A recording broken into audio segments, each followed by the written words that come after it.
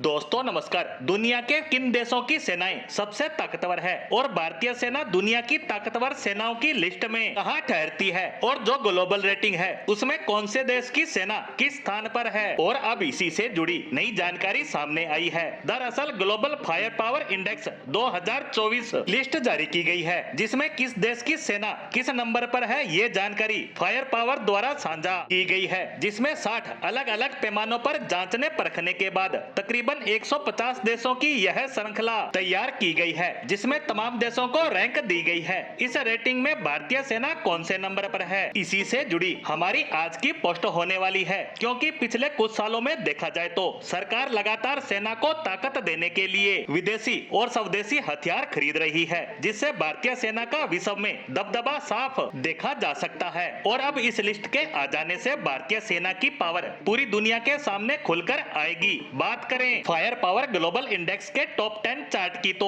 इसमें 10वें स्थान पर इटली, तो 9वें स्थान पर है पाकिस्तान, उसके बाद उसका दोस्त तुर्की 8वें स्थान पर काबिज हुआ है, तो जापान ने रैंकिंग में 7वां स्थान हासिल किया है। छठे स्थान की बात करें तो वहां ब्रिटेन अपनी ताकतवर सेना के दम पर जमा हुआ है। 5वें नंबर पर है साउथ कोरिया। और अब बात करें 4th रैंक की तो हमारी सेना की ताकत को देखते हुए यह स्थान मिला है भारत को। वहीं हमारा पड़ोसी देश चीन तीसरे स्थान पर बना हुआ है, तो दूसरे स्थान पर हमेशा की तरह जमा हुआ है रूस, जो कि पिछले 2 सालों से यूक्रेन से चल रहे युद्ध के बावजूद इस स्थान पर काबिज है। हालांकि इस युद्ध के लंबा खिंच जाने की वजह से रूस को काफी नुकसान झेलना पड़ रहा है, लेकिन फिर भी उसकी सेना के हौसले बुलंद है। और अब बात करें पहले नंबर की तो दुनिया का सबसे ताकतवर देश अमेरिका की सेना का कब्जा हमेशा की तरह बरकरार है। अगर इन देशों की सूची को देखते हैं तो भारत के जो दुश्मन है जिनसे हमारी नहीं बनती वो देश सिर्फ 3 ही है, जिनमें है चीन, पाकिस्तान और तुर्की। लेकिन बाकी के सभी देशों के साथ भारत के रिश्ते काफी बेहतर हैं। चाइना भले ही तीसरे स्थान पर काबिज है, लेकिन गलवान घाटी की घटना के बाद से ही भारतीय सेना ने जिस तरह का शौर्य दिखाया है उससे चीनी नेतृत्व को बड़ी चुनौती मिली है।